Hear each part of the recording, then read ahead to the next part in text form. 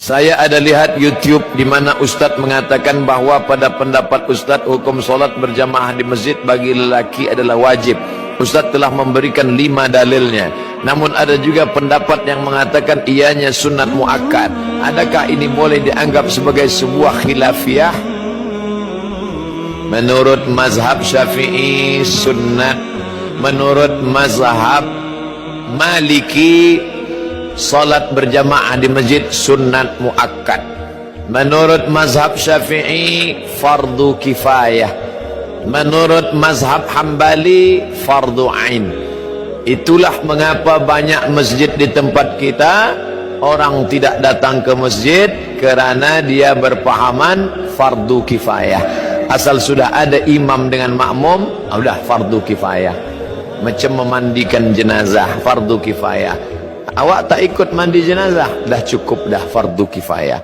Allahu Akbar, Allahu Akbar.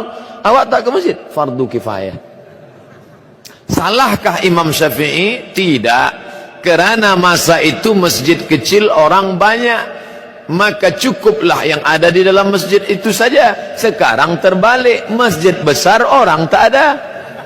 Andai Imam Syafi'i hidup sekarang, tentu ijtihad dia berubah. Kerana Imam Syafi'i ada qaul qadim, ada qaul jadid.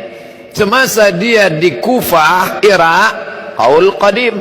Pindah ke Mesir tahun 200, meninggal 204, 4 tahun. Datang pendapat qaul jadid, melihat keadaan. Ini ijtihad imam, melihat keadaan sekarang. Umat meninggalkan masjid, perlu kita ambil pendapat yang mengatakan fardu ain, karena kalau tidak umat ini akan tinggal. Dalilnya mana? Dalil yang pertama, Nabi selepas salat memandang kepada jamaah bertanya, asyhidun fulan, asyhidun fulan, asyhidun fulan, mana si fulan, mana si fulan, mana si fulan.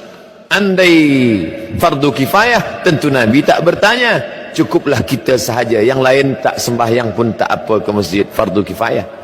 2, Nabi mengancam, layan tahyanna, mereka yang tidak sembahyang ke masjid, layan tahyanna, berhenti, jangan lagi buat sembahyang di rumah. Kalau mereka tetap buat sembahyang di rumah, la uharriqanna alaihim buyutahum, aku akan bakar rumah mereka. Ini wa'id menurut ilmu usul fiqh.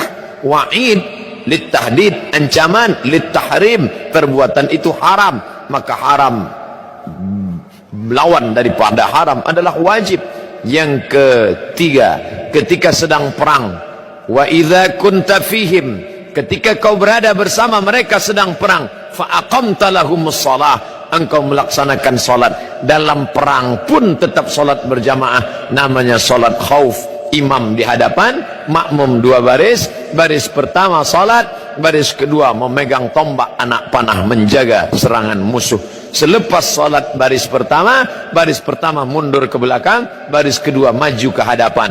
Sedangkan perang pun tetap salat berjamaah, apalagi tidak perang. Dalil yang keempat, Nabi SAW didatangi oleh Abdullah bin Ummi Maktum. Ya Rasulullah, izinkan aku salat di rumah kerana ana dharir, buta, laisa li qaidun yaquduni, tak ada orang yang dapat membimbing membawa aku ke masjid. Nabi bertanya, atasma'un nida, apakah telingamu mendengar suara azan? Itu menunjukkan orang yang buta tak dapat melihat jalan. Bila dia mendengar, dia tahu di mana letak masjid kerana telinganya tajam. Oh, di sana letak masjid. Apakah kau dengar suara azan? Ya, datanglah ke tempat itu kalau kau mampu. Maka kalau orang buta saja, Abdullah bin Ummi Maktum tua, buta, tak ada yang membimbing, tetap disuruh Nabi. Apalagi yang sehat wal afiat. Cukup satu dalil bagi orang yang mau menerima kebenaran, tapi 1001 hujah untuk menolak bagi yang bukan mencari kebenaran, tapi hidupnya mencari pembenaran.